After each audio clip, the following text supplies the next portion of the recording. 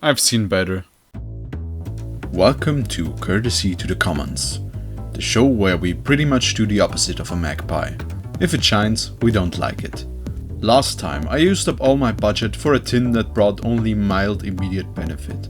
But fear not, as I sold Pot of Extravagance, Blue Eyes Chaos Dragon, and Red Rose Moonlight Dragon, all in all for 30 bucks. And with 20 bucks budget, that gives us quite a lot this episode. And I used up all of it, so buckle up, cause this is gonna be a big episode. First up, and I'm kinda surprised myself, retail priced Structure Deck Soul Burner. Only 10 bucks, and I thought this was gonna hit us harder. The reason for me wanting this was originally for the common Ash Blossom, but I said last time during the tin opening that I was on the lookout for something else too, that will hint at the future direction, blah blah blah. And this was the Salamangreat Fusion Monster and the Fusion card.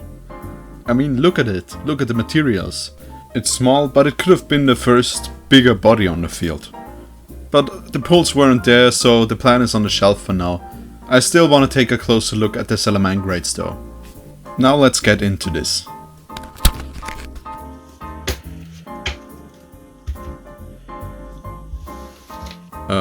This time we lose a lot, this truly hurts. There are some really cool holos in this deck. Not only do cards like Balinks hurt, there are Link 1 super consistent field spell searcher which also has a grave protection effect. Also the XYZ, which recently was unbanned and can special summon from the deck. Then there are two of the most consistent main deck monsters. Gazelle, basically a Kickstarter on steroids, and Spinny, which can revive itself. Then there Search Every Monster card and there Negate Everything as long as you control a Link trap. I salute you holos that never were. Obvious things first, Ash Blossom and the Kaiju monster go into the main and side deck respectively. And with that out of the way we move on to the Salamangreat cards. We can theoretically play.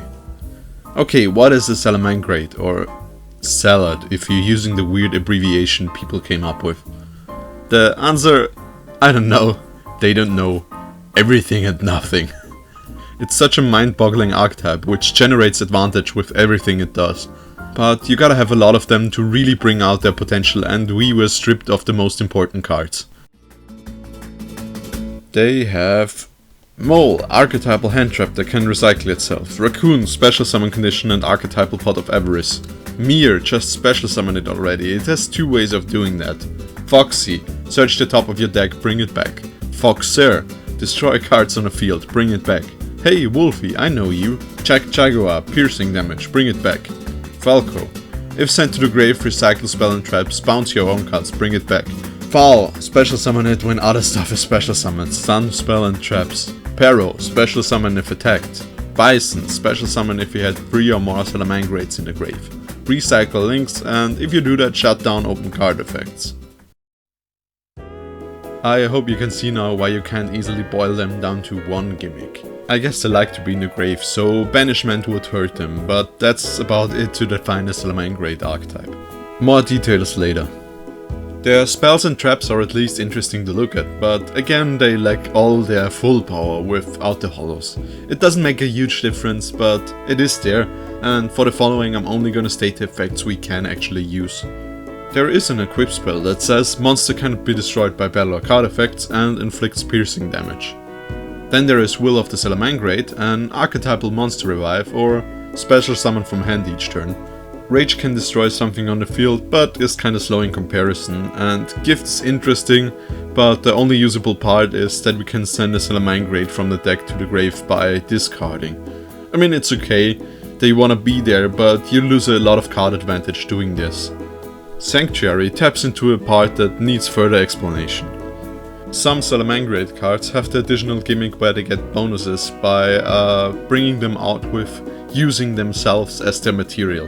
It sounds kinda weird, but for example the Fusion gets a pretty cool battle effect when you use itself as one of the materials. Same for the links.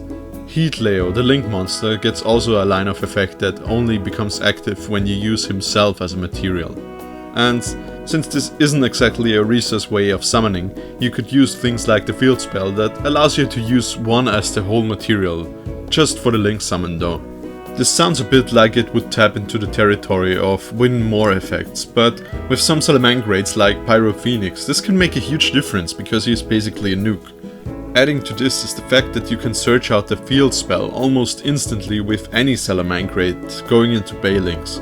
But of course this doesn't change much when we only have one playable link and no way of searching. This all doesn't change the fact that I'm fascinated by Salamangreats. We have some generic fire stuff, some more interesting than others, and for example Circle of the Fire King destroys a fire monster in the field and swaps it out with a fire monster from the grave. Then we got stuff like Agni Masud, who I originally brushed over, but it looks really interesting, especially maybe for the rockets.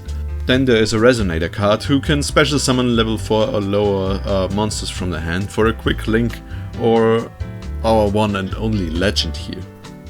Then there are more generic spells and traps again. I like Link Bound, which uses links on the field to draw cards and then send them to the grave. Also, Gozen Match can benefit a deck which uses more of the same attribute, so not exactly ours. We close the deck off with the two links besides Heatleo. Flame Administrator is just a simple attack boost for all links, and Doolittle Chimera is a fire monster boost and good arrows on the field, fire recovery when destroyed, and the artwork. What's not to love? We continue with a Dark Neostorm Special Edition. Why? Because I saw some Salamangreat stuff and a bunch of extra deck cards in there. And maybe we can get more of the same card to actually get a playset of something. I wanna get Paslomino, the drop and deleter. Not only because he can help us XC summoning, but also he blows up stuff on the field. Needs a bit of setup though. And that went surprisingly well. Looks like Dark Neostorm is done for now. We got Paslomino and also some other stuff. I'm a little baffled by stuff like Dunk Armor. Isn't Marshmallow a thing? Stand in is fun in a mirror match. Yeah, a mirror match, you know, that is very likely. All I gotta do is just communicate with an alternate reality where everything is basically the same, but I just chose different breakfast cereals this morning. Otherwise, yeah, not so likely, but Dark Dragon isn't the rarest opponent. I'll consider it. We get a few Cybers relevant cards, and I will go into those if applicable later. We move on to a rank 3 Cybers Xyz monster, and the first effect detaches and retrieves a Cynet card from the grave, from which we have one in total in our collection. And I checked all the possible targets available to us, at least theoretically, and second effect special Cybers cards from the deck upon death. Okay, I mean, I guess you can join for now. Here's the red carpet to the low tier club that is my extra deck. Don't stumble. Altergeist. Too small, but... That's weird. We move on to Chaos Impact. Galaxy Spiral Dragon would be a nice target card to get here. And I also think I saw some Salamangreat commons in there. Let me check. Oh yeah, in the set there is Salamangreat support in common. One entire card. Okay, to my defense I got 3 special editions for 20 bucks. We open this baby up.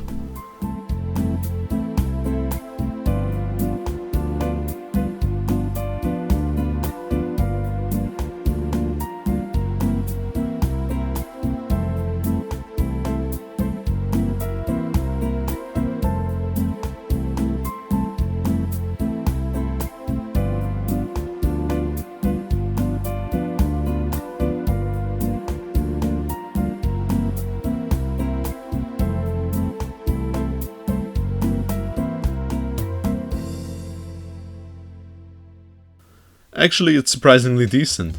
Not the holos though, not much to salvage here. Particularly I wanna feature 3 cards out of Chaos Impact. We got 2 of the target monster, Galaxy Spiral Dragon, and it's a bit of an unconventional, somewhat chaos-tasting dragon monster. You can special summon it from the hand or grave, as long as you control 2 light or dark dragon monsters, but you need to banish it when it leaves the field. Additionally, you can let every monster on the field become level 8, so it's an Xyz setup for something we don't have, so for now just a body for the usual Link shenanigans. Luna specials herself when banishing a dark monster from the grave. And Chobham Panzer Dragon looks nice on paper till you read the fine print. Yes, it's a battle hand trap, which is at least somewhat usable, but the thing that would knock it out of the park would be a dark monster recycle upon using it as link material. And the one line that kills it though is that the opponent also gets a monster from his choice from the grave. We get the one Salamangreat card. Not the best option. It simply requires too much things we can't produce reliably. Finally, as a quick roundup, I wanted to try out my luck again. Remember this set? If we're lucky, you're gonna see the target shortly.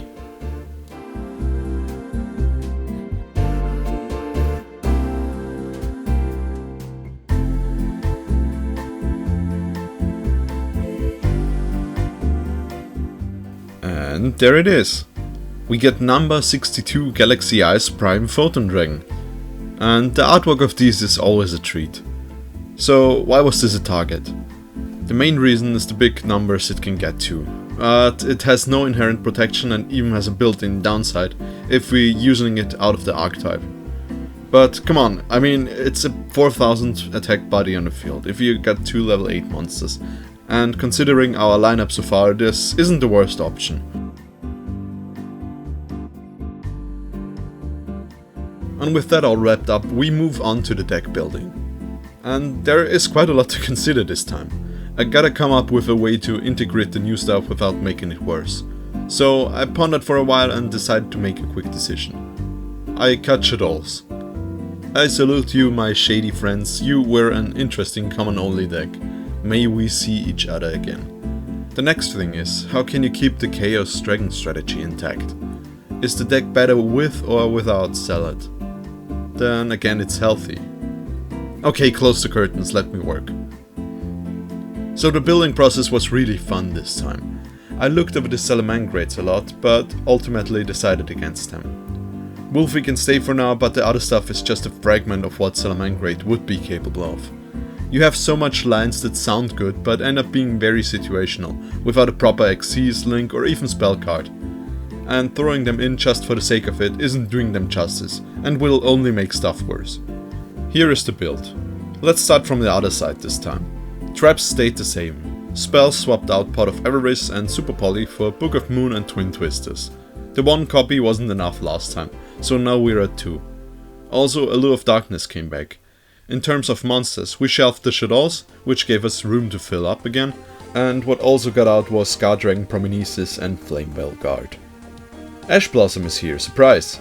I included Red Resonator, cause it's a 1-card no-tune, and also a phrase no one ever said. And I also needed something to justify a Wolfie.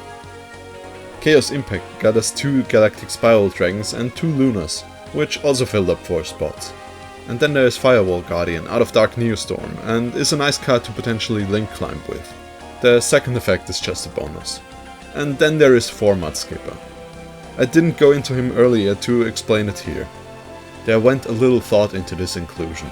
We are focusing on its first effect. By revealing a link from the extra deck, we can copy its name, type and attribute. And given that this was in a Salamangreat deck, you can probably see why the name change is a big deal. But right now we can only benefit from his changing abilities in another way. With this little guy we get to some of the more specific links, and additionally BLS also likes some light stuff for the grave. Extra deck, no huge surprises here. Anything we couldn't play was replaced by something we could. I'm happy number 62 is here. It's cool, that's all. The more interesting work has been done in the side deck. We can spot some things from the main deck, the Kaiju monster, stand-in, and also Gozen Match, even though it might end up like a double-edged sword. Then there is Transmigration Prophecy, the poor man's TD Crow. So let's take this for a spin. To improve this segment, I'll try mixing the learnings with the matches this time. Let's see how that goes. Look at the invoked Sscheidl player here. We're starting with this situation. Full board from my opponent with Winder and Construct among them. The invoked fusion was Lost Winded. I got Firewall Guardian and Foolish Burial in my hand. And oh yeah, the Lost Winds in the grave. My rocket gets destroyed and brought me Anist Rocket from the deck, which I usually bring out when I wanna make Link Kuriboh. I draw into BLS, make Link Kuriboh and set Firewall Guardian. My opponent goes into Virtua Anaconda, doesn't do anything with it, and then weirdly attacks with a card I just Link Kuriboh'd. I thought Winder was gonna run over me, but she didn't. Maybe he was afraid of the Lost Winds, I couldn't activate the turn I set it, but yeah, I'm not sure about this one. Okay, my turn. I summon BLS, banish Construct, normal summon Red Resonator. Then going into Notung. Take the sweet 800 damage. Notung attacks Virtua Anaconda, then my opponent left. And since Notung was the last set attacked, I'm cheating and calling this a Notung for game. There also was this Exodia matchup, where the two Twin Twisters paid off. Also, my bro was gifting me Ojama tokens for my links. Thanks a lot. We move on to a game I played against Eldritch, which had it all. Me playing Battle Fader, stealing his Eldritch fusion monster with Monster Reborn, Link Kuriboh, Electromagnetic Turtle, and even Luna slowly eating away my opponent's life points towards the end. But Luna was also what killed me, because her effect is mandatory, and Doom King Baladroch was preying on me, activating my effect as a zombie monster because of Zombie World. So yeah, best match in a long time, but I lost. Onto some weak points. There was this one Time Lord matchup I couldn't really deal with. I was building my board and even managed to push through, but was powerless against the effect damage in the end, giving me flashbacks of the Malphys last time. Here you can see some other boards I was unable to compete against, and most of the time it's not even big stuff. Here we got one Dingirsu, admittedly not a bad card, but it's the only thing here. Something like that hits the field and I don't draw into Lava Golem immediately and that's it. And you see me relying on single cards way too often, even in a situation where I emerge victorious. But that's the usual, more consistency, better protection, better disruption talk. I mean, of course, this hand allows for more strategy and development than this hand. Nevertheless, it got better this time. The card that put the most work in was Ash Blossom. If the Soul Burner structure decks just gave you Ash Blossom, I'd still take it. Invoke this, Alistair! So, all in all, a bunch of interesting matches with pretty expectable results. We are starting to pick up again. I hope you all enjoyed, and I'd also love some feedback, questions, and maybe some ideas for the challenge. Let's keep this short and spicy. Bye. Hey, you promised you would get milk when you leave the house today, and don't forget to bring your keys with you.